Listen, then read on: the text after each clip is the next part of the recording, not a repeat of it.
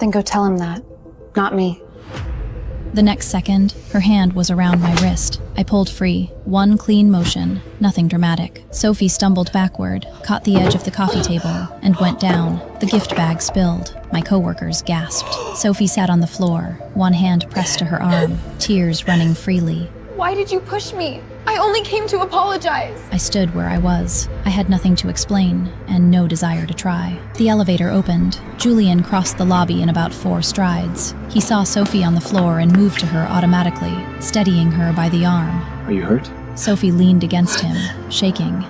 It's not Sloanie's fault. I said the wrong thing. I watched it happen. No pain, just a worn-out recognition. Some reflexes don't change, even after a year, even after everything. She went down, and he went to her, that fast, that automatic. Julian looked up at me. His expression was unreadable. I knew what he wanted to ask. I wasn't interested in explaining myself again.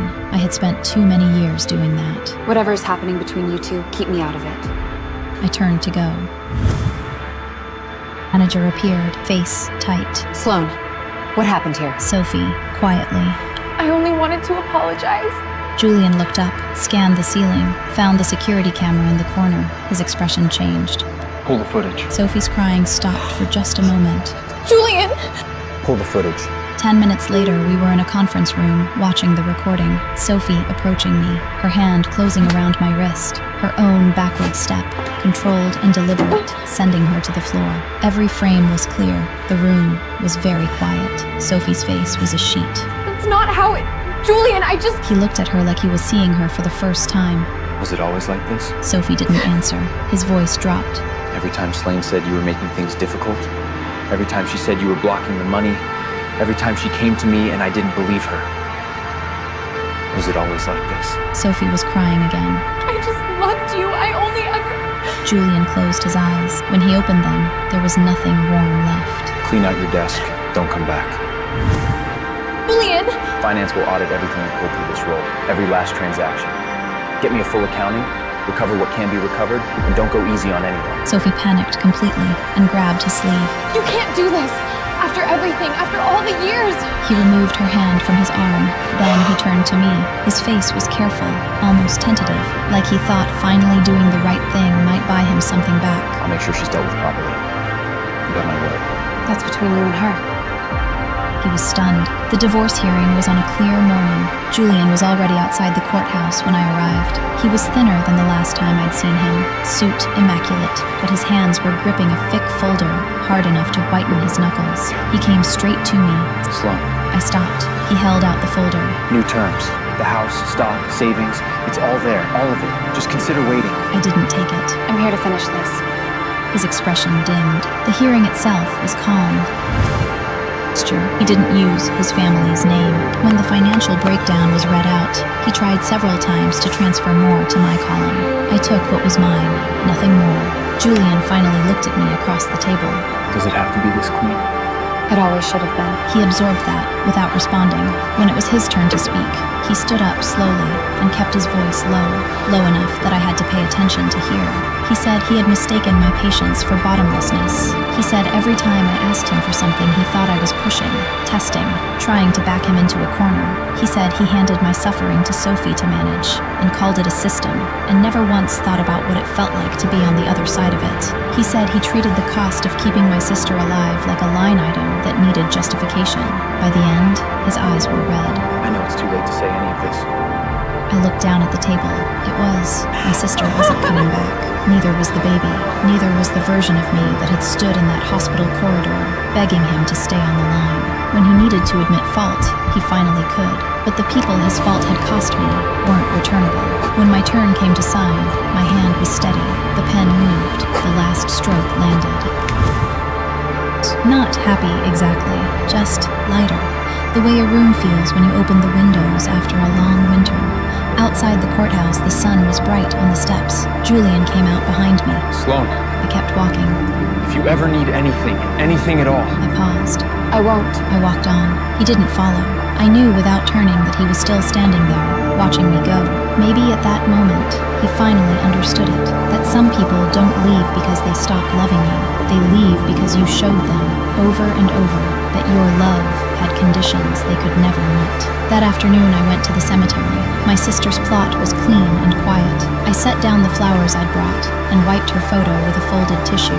In the picture, she was young, smiling with her whole face, eyes curved into crescents, the same expression she used to have when she walked me home from school, with my hand in hers. I crouched in front of the headstone. I'm divorced. The wind moved through the trees. Leaves rustled. I put my hand on the stone. My eyes went warm. I didn't let the tears fall. Nobody gets to make me beg anymore. Nobody gets to use you against me. I'm free. I stayed for a long time. I told her about the apartment with the morning light. I told her I'd learned to cook. I told her I was managing. Before I left, I touched her photograph one more time. I'm going to be okay, sis. The sun broke through the tall windows of my new apartment, casting a warm, unobstructed glare across the hardwood floor. I sat on the edge of the mattress, running my fingers through my newly cropped hair. The long, heavy locks I had kept for years just to please his family's aristocratic tastes were gone, swept away on a salon floor downtown.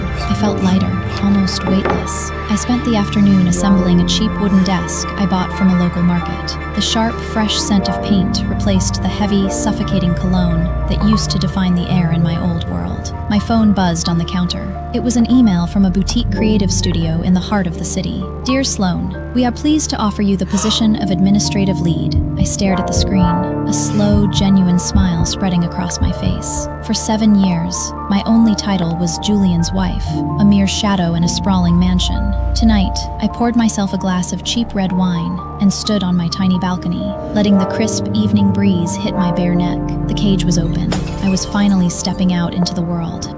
My first day at the studio was a whirlwind of high-speed databases and unfamiliar scheduling software. By noon, my head was spinning, and my hands trembled slightly over the keyboard. I stared at the screen, a familiar knot of self-doubt tightening in my stomach. I had been out of the workforce for too long. Take a breath, Sloan. You are doing just fine. A shadow fell over my desk. I looked up to see Leo, the studio's co-founder and creative director. He was wearing a casual linen shirt, his sleeves rolled up to his elbows, holding out a warm oat milk latte and a brown paper bag. Unlike the men in Julian's elite circle, who wore custom suits like armor and arrogance like a badge, Leo carried a quiet, relaxed authority. I reviewed your portfolio and the charity galas you coordinated in the past. Managing logistics of that scale requires a brilliant, tactical mind. This office clutter is just a matter of time for you. I trust your ability. That evening, the younger designers dragged me out to a noisy, crowded Italian bistro down the street. Leo sat across from me, laughing easily at someone's joke. In the middle of the clinking glasses and the loud, vibrant chatter, I realized I hadn't thought about the courthouse or my past once. I laughed out loud, the sound foreign but beautiful to my own ears. I was surviving. I was moving forward. 2 weeks later, the studio landed the logistics contract for the city's premier tech expo. It was our biggest project yet, a massive opportunity to put our name on the map. On the morning of the event, a major tech vendor abruptly canceled their booth setup, threatening to ruin the entire floor layout. The team panicked, running around the office in a frenzy, but a strange, icy calm washed over me. I grabbed my clipboard, tapped into the high society connections I had kept logged in my memory, and secured an even better replacement within 2 hours. The exhibition was a massive success. During the wrap party, I stood in the center of the bustling gallery, wearing a simple black blazer and white sneakers, directing the breakdown crew with sharp, effortless commands. I felt alive. I felt visible. I turned around and caught Leo watching me from across the room. He didn't look away when our eyes met. Instead, he walked straight over, his gaze focused and intense with unreserved admiration. You were spectacular today, Sloan. Having you here is the best thing that happened to the studio. The blow came on a Tuesday morning. A sleek, black courier envelope was sitting squarely on my desk, addressed directly to me in a cold, precise typeface. I broke the seal, and a cashier's check slid out onto the dark wood blotter. The amount written across the front was staggering, enough to buy our entire boutique studio 3 times over. There was no note, but I knew the corporate banking stamp instantly. It was Julian's personal account. It was a silent, arrogant command, disguised as an unsolicited payout for my sister's past medical debts. He thought I was playing a game. He thought I was starving in my tiny apartment, waiting for a golden bridge of guilt to crawl back to his world. My blood turned to fire. I walked straight to the office shredder, fed the multi-million-dollar check into the rotating metal teeth, and watched it turn into useless white confetti. Sloan? Are you okay? Leo had entered the room, his eyes scanning my pale face and the pile of shredded paper in the bin. He simply stepped closer, placing a firm, reassuring hand on my shoulder. His presence felt like an absolute fortress. Whoever is trying to reach you through that paper does not exist in this room. You don't owe anyone anything, Sloan. As long as you are working in the studio, nobody gets to use their wealth to humiliate you. I've got your back.